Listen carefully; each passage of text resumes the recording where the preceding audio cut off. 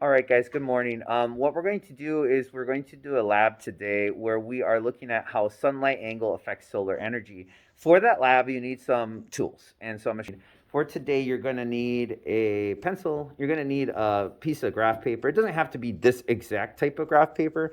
You're going to need a ruler, a flashlight, smaller the better. And then this is a protractor. You need one of these two or a compass. So these are the supplies you need to kind of work on our assignment today. For this assignment, you're going to have to be able to use this protractor. And the way you're going to use it is with degree angles. So this is a 90-degree angle right here. And what you would do is just move it slightly. It's 80 right there, 70. Try to always maintain the center here as much as possible. 60. Here's 50, 40, 30. All right, guys, so we're going to go ahead and take some measurements now. What we're going to do is we're going to do them in different colors. So you should also have different colors to represent each different angle. Total of 6, I think. So I got 6 different colors here. And so we're going to start with 90 degrees. And the way that 90 degrees works is you take your compass, you want to find it exactly at 90. And then me and Missy are going to do it at about 8 inches. So we're going to take the flashlight, and it's going to be right at about... Oh, you might want to flip the ruler. It's going to be at 8 inches. So 90 degrees, 8 inches. And then Missy's just going to hold it there. I'm going to have her scoot over to the edge. And we're going to be 9 degrees, 8. You good, Missy? All right, I'm going to remove this stuff. And then I'm going to trace out the brightest part of the circle with the color. Oh, I used black. I wasn't supposed to use black. Shoot. So this is 90 degrees. And so I write that, and then I look at this, and like this. And so now would be a great time to count how many boxes that illuminates, okay? And if you look at that, here's one box. It's not completely illuminated. It's pretty good, though. 1, 2. And then I would say that this is, well, let's look at this one first. I'd say that this is probably about, this one, add this one, maybe 3. Maybe 3 1/4, 3.25 is what I would guess for this one. So that's 90 degrees. We're going to go ahead and move on to our next one, which is 75 degrees. This one. So now we're going to use a different color. I'm going to get Missy to put the light in a different part of the paper so I can not overlap that other one. So I'm going to find 75, or what is it, 75? Oh, 75 is right here. And then 8 inches right there. Missy looks good. And I'll hold it right there. And then I remove this stuff, and then I take this, and I want to draw the brightest part. And I'm going to try to film this. Oh, I'm going to try to film this as well if possible.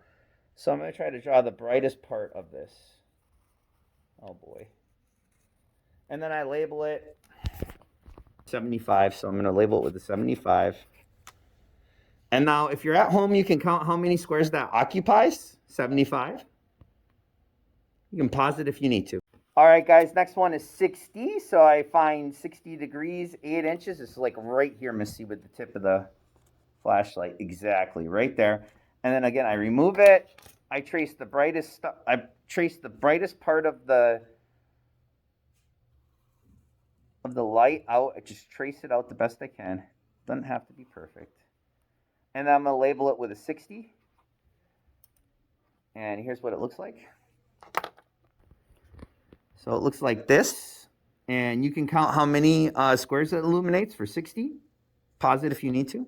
All right, for 45, we're going to a different part of the paper, maybe over here. Missy grabbed me a different color. Thank you so much. And then we're going to do 45 degrees, measure out 45, find the 8s, like right here, Missy. There we go, perfect.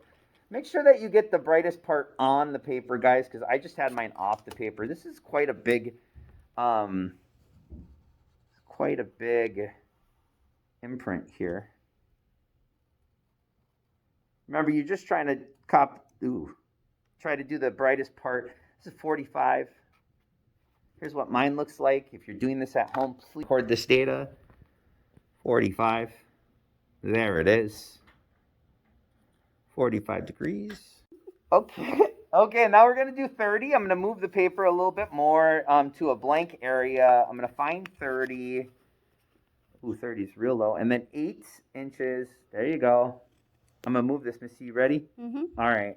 So I move it, and then I grab another color. I'm going to use purple this time. And I want to just do my best to trace out the brightest part of the light. It might overlap some other ones, and that's okay. This is 30. Here's what mine looks like. Here's what my 30 looks like. Please pause to count. There's what 30 looks like to me. If it helps you, you might want to just write in the boxes how many you have, right? So like 1, 2, 3, 4, etc. That might help you count them. All right, so we're going with 15 degrees. 15 degrees is all the way down like this. Put it at 8. There you go, Missy. I'm going to move this. I'm going to move the paper slightly to accommodate the light, because the light is very large this time. Okay, so I'm going to just try my best to draw the brightest part. I'm going to use brown this time. And guys, to be honest, I don't think I can fit it all in the paper.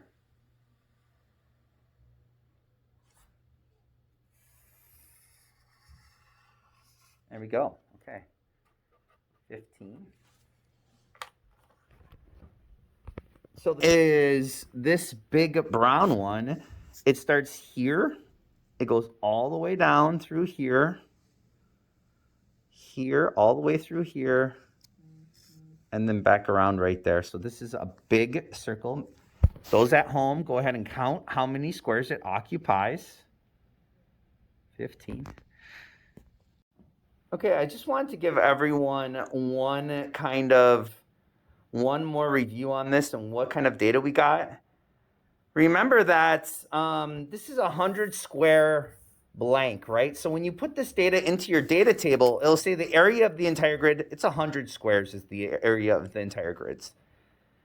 So hopefully you got all the data. I'm just redoing this to show you guys one more time.